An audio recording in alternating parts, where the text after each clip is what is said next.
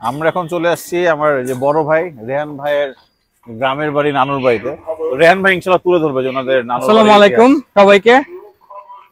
এটা হচ্ছে যশোরের আমার নানা বাড়ি, বারান্দিপাড়া কদমতলায়। মাশাআল্লাহ অনেক সুন্দর। এখানে দেখতে পাচ্ছেন আমার মরহুম নানার নাম অ্যাডভোকেট মোহাম্মদ আজিউর রব খান। বাসার অ্যাড্রেসটা হচ্ছে, আর আমার মামার নাম, আমার একমাত্র মামার নাম ডক্টর বরমউদ্দিন খান। তো আসুন একটু দেখি আমরা আমাদের নানা বাড়িটা এবং ছোটবেলার স্মৃতি রোমন্থন করি। রেহান ভাই যদি একটু বলতেন যে বাড়িটা কত বছরের পুরনো? এই বাসাটা তৈরি হয়েছিল ব্রিটিশ পিরিয়ডে। ব্রিটিশ পিরিয়ডে এখানে যারা হিন্দু জমিদার ছিলেন, আচ্ছা, তাদের অধীনে ছিল এলাকাটা, তো তাদের এটা বাসস্থান ছিল। তো যখন 47-এ বাংলা ভাগ হয়, তখন হচ্ছে যখন ওইপার বাংলা ওপার বাংলা মানুষরা যখন তাদের প্রপার্টি এন্ড আদার স্টাফ যখন নিজেরা চেঞ্জ করে, তখন হচ্ছে আমরা আর কি আমাদের নানারা, আমার আমার মার যে দাদা ছিলেন উনি তখন এপারে চলে আসেন। আমার মায়ের দাদা কৃষক আন্দোলনে জড়িত ছিলেন, 1920-এ যখন কৃষক আন্দোলন হয় সক্রিয় ভূমিকা ছিলেন ওনার তখন। তো ওনারা যখন এদিকে চলে আসেন তখন হচ্ছে আমরা এই বাসায় থাকা শুরু করেন আমার নানারা। এখান থেকে শুরু করে ভেতরের দিকে আরো অনেক বড়। তো এখানে হচ্ছে আমার নানা থাকতেন। চলুন আসুন আমরা একটু দেখি। বাসাটা এখন আগের মতো আর কেউ থাকে না। না থাকলেও ভাই দেখতে পুরো হোয়াইট হাউস মনে হচ্ছে। হ্যাঁ, বাই দ্য ওয়ে এই এলাকায় আসলে কিছুই ছিল না একসময় বাসা ছাড়া। তো এই বাসাটাকে একসময় এলাকা হোয়াইট হাউসই বলা হতো। তো বাসাটা চেষ্টা করছি আর কি আমরা ধরে রাখার।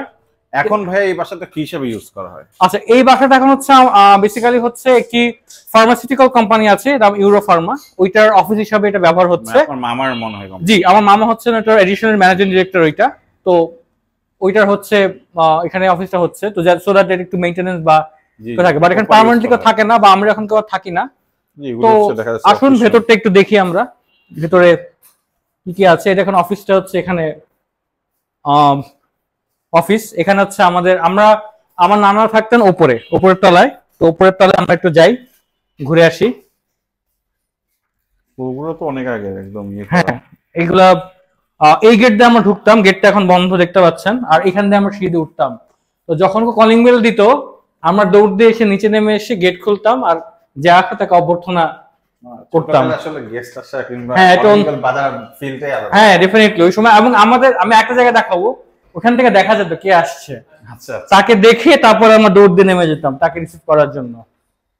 অনেক পুরানো একটা ফিল পাওয়া যাচ্ছে, অনেক বছরের স্মৃতি। সো সব রুম বিশাল রুম। এটা ছিল হচ্ছে আমাদের ড্রয়িং রুম। আচ্ছা, এখানে ছিল টিভি, এখানে অনেক সুন্দর করে সাজানো ছিল। বা আজ আমার নানা নানিও নেই এবং এখানে কিছুই সাজানো নেই। যাক, আল্লাহর মধ্যে জান্নাত করুক। এখানে আমাদের মামা, আমার খালদের মেডেল টেডেল এভরিথিং সবকিছু এখানে ছিল। এখানে একটা চেয়ার ছিল, যে চেয়ারে আমাদের ছোটবেলায় মানে যশোরে এসে এই চেয়ারে বসতাম। আমার নানা ভাই এখানে চেয়ারে বসতেন, স্লিপিং চেয়ার, এবং ওখানে একটা হরিণের চামড়া ছিল দেওয়া। হ্যাঁ, সো আমরা ওখানে এসে বসতাম।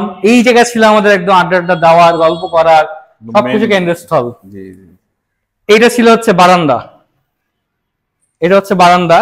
আরে সুন্দর বারান্দা, কারুকার্য তো সুন্দর। ছোটবেলায় হচ্ছে আমরা এখানে ক্রিকেট খেলতাম, আমি কাজিনরা মিলে এখানে শর্ট পিচে ক্রিকেট খেলতাম। তারপরে এই যে এই জায়গায় ডিগবাজি দিতাম, এই যে নিচে, এটা আমাদের কাছে একটা খেলার একটা অন্যরকম একটা ইয়ে ছিল। মানে একটা নানা বাড়ি আসছে মজার। এই সেই জায়গা যেখান থেকে বললাম যে কেউ আসলে এখানে দেখতে পারতাম, কলিং বেল দিতাম, কে আসছে এখান থেকে দেখে তারপরে দৌড় নিচে চলে যেতাম। এই ঘরটা হচ্ছে পশ্চিমের ঘর বলা হতো। তো ঘরটা মনে এখন বন্ধ। এই ঘরেই দেখা যেত আব্বা আম্মা থাকলে আব্বা আম্মার সাথে এখানে থাকতাম, বা গেস্টরা সাধারণত এখানে থাকতো।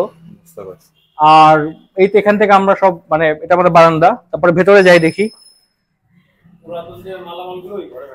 পুরাতন মামা সবই ঘরে না। ওটা কি খোলা আছে? দেখা যাবে এটা ময়লা আছে। এদিকে এগুলো কি বন্ধ, এই রুম গুলা? আচ্ছা, আমি আচ্ছা, আমার নানা ভাই এখানে একটা খাট ছিলেন। আমার নানা ভাই ঠিক এখানেই শুতেন রাত্রেবেলা, ওনার এখানেই সব ব্যবস্থা করা হতো।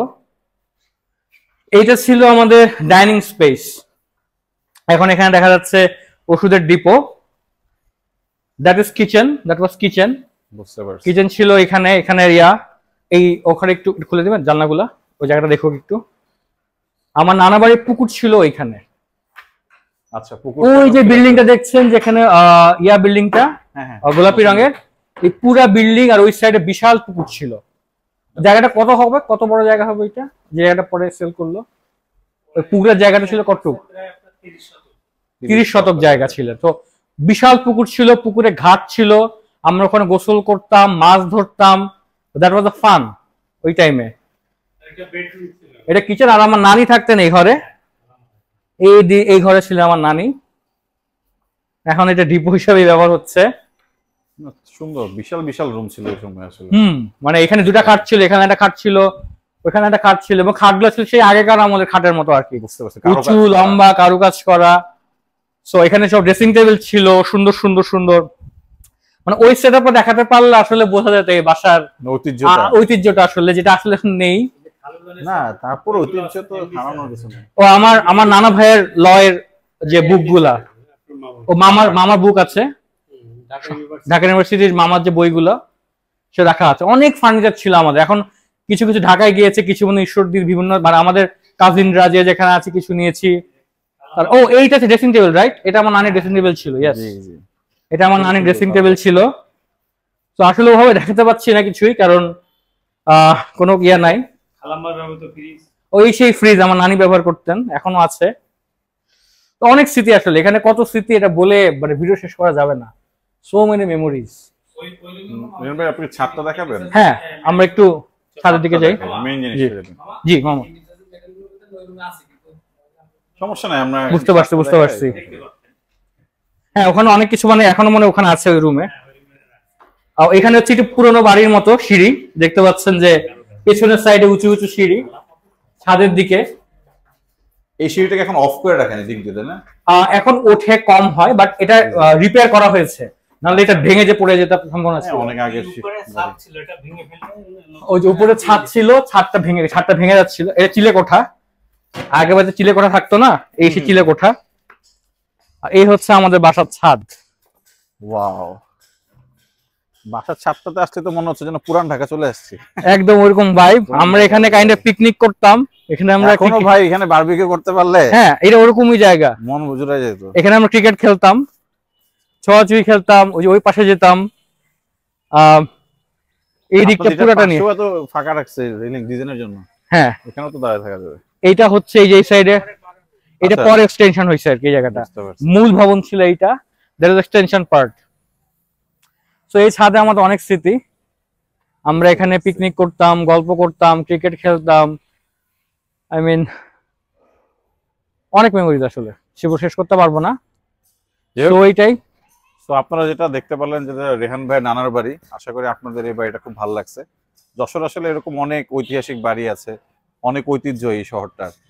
সবাই যেটা যে আমাদের যশোরে আমরা নেক্সট আর কি কি এক্সপ্লোর করি, সেটা ইনশাল্লাহ আমাদের ভিডিওতে তুলে ধরবো। সো আমাদের সাথে থাকবেন। Thank you.